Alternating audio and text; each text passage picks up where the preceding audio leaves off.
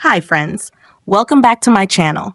In today's video, I'm going to show you how to enable or disable auto brightness in Samsung Galaxy M35.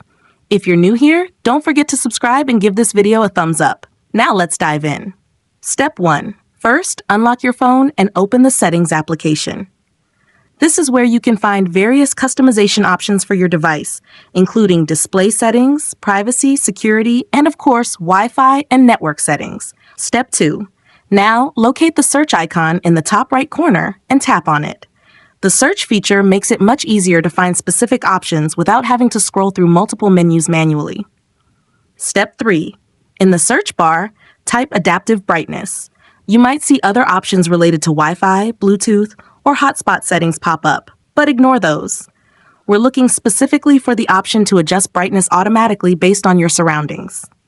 Step 4. From the search results, tap on the option that says Adaptive Brightness. Once you're inside, unfortunately, this option is turned off. Step 5. For the last and most important step, tap the toggle to turn adaptive brightness on.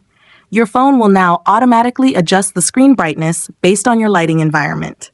Want to turn it off? Just tap the toggle again, and you're back to manual control.